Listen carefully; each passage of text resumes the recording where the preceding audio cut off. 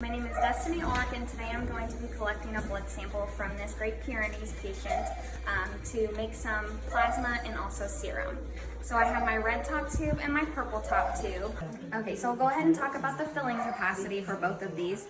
On my purple top tube, it states on here that it will take 2 ml of blood.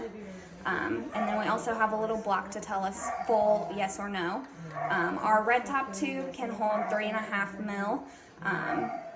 And then that block is all the way up here. For taking the blood, I'm using a 6 ml syringe with a 20 gauge inch needle. So I'll go ahead.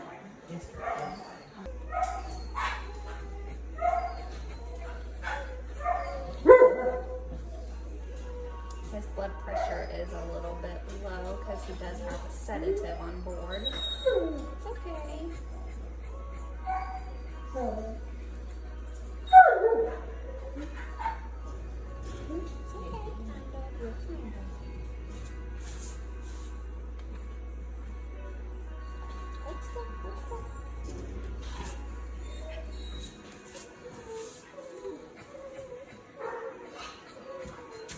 Hold on, bud. Hold on.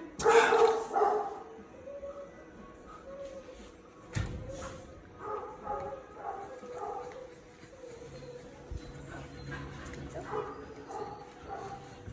I was taking the leash off of that German Shepherd and she came at me. Alright.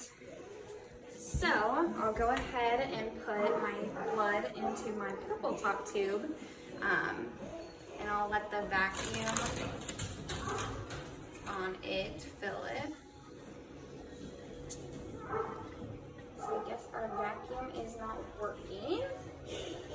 So I will just go ahead and remove the needle.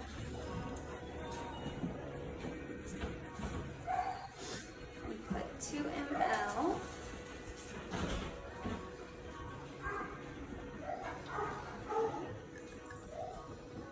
And mix it a few times to make sure the coagulant goes through. Go ahead and remove my cap. And I have about 3 mLs of that.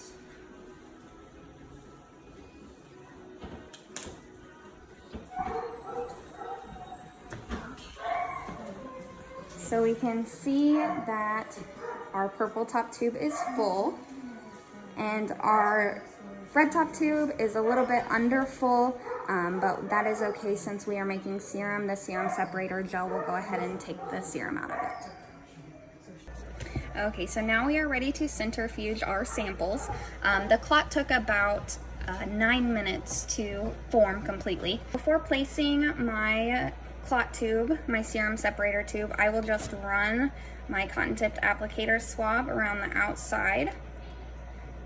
And I will go ahead and put that in slot 5 and diagonal from it in slot 2. I will put my balance tube.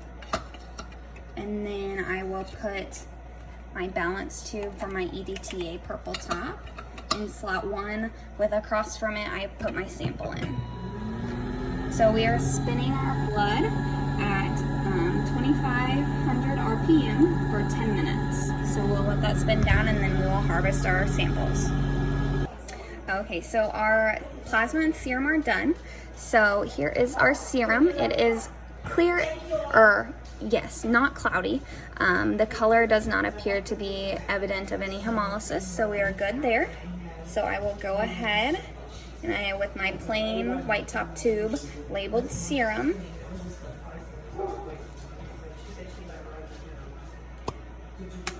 I will go ahead and transfer it with my disposable pipette.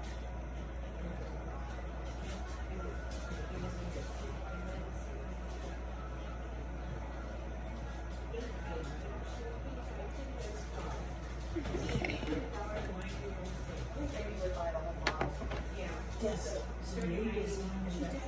So our marker right here indicates 3 ml, so we got approximately 1 ml of serum. Okay, now for our plasma. So if we look at it, it does not look lipemic or anything like that. It is a little bit dark, so we may have a little hemolysis, but other than that, it looks pretty good.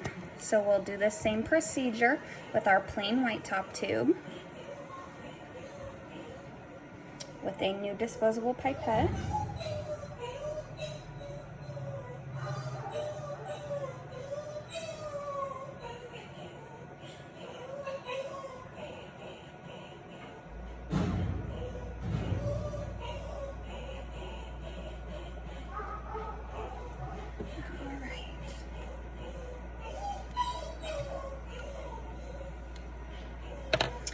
Okay, so it also looks like we got about 1 ml of plasma, maybe a little bit under.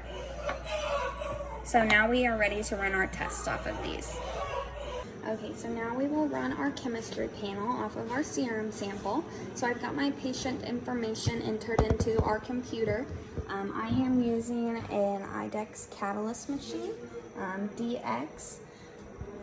And for quality control procedures for our chemistry analyzer, we have to clean the internal parts of the analyzer monthly. We also monthly have to run a Vetrol quality control sample through there. We have to empty the waste drawer and also clean the fan filter that is on the back of the machine. So I will go ahead and click through my prompts on my computer. And I'll come over here and I'll tap on her name, or his name rather, sorry. And I am selecting serum. And I have got my sample cup that I will put into the middle part. And with my pipette,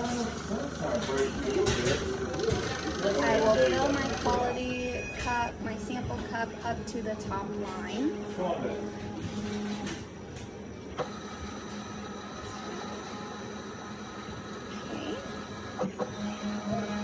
Place my cap on my tube, and then now I will put my slides in.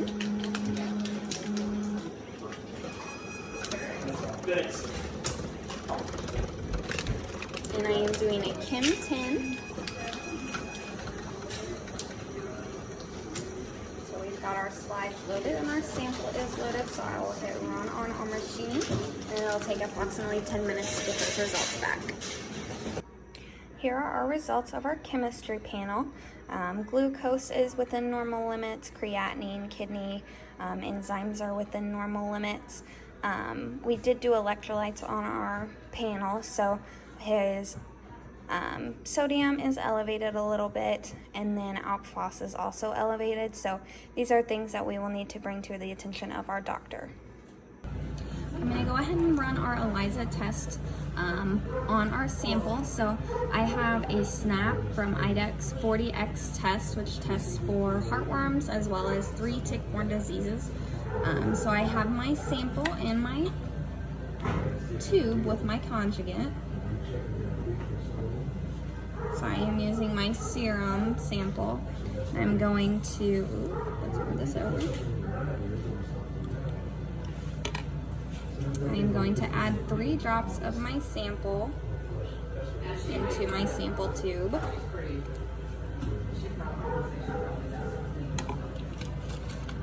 And then as to follow the protocol, I'm going to add 4 drops of the conjugate. Place the cap, mix it 3 to 5 times, and pour all of my sample into the well.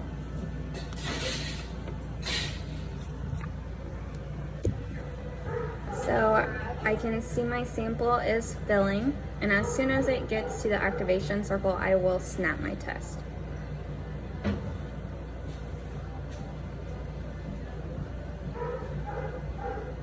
Okay, I can see it now.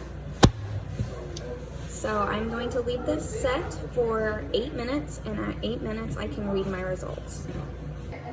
So it's been 8 minutes.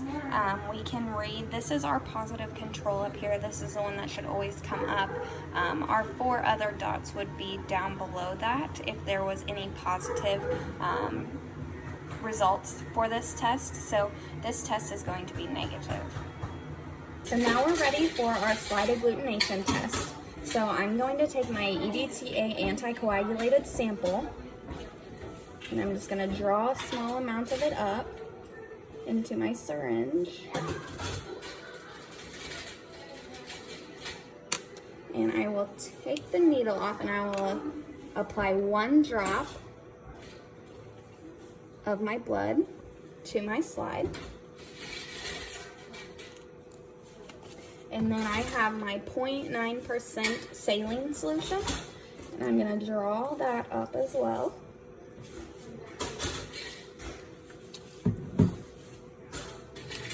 And I will apply 1 drop of this to my slide.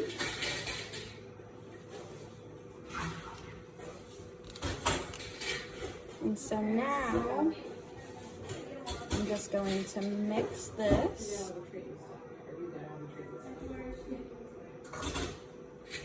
Just to make sure to mix it up.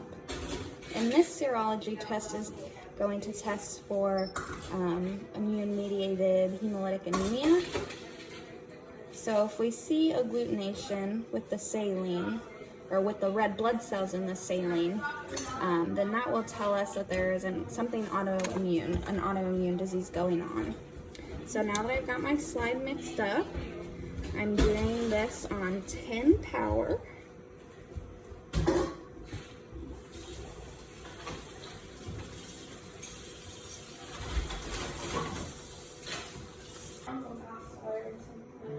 Okay, so it's kind of hard to tell the separation of the red blood cells, so I will apply another drop of saline to my slide and mix that up.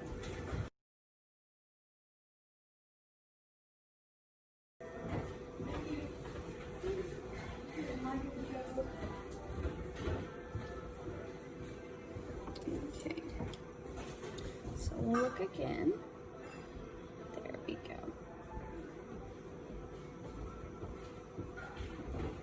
So I'm looking for agglutination, and I am not seeing any clumping. They all look to be separated. They don't appear to be any clusters that appear like grapes. So we are going to call this negative.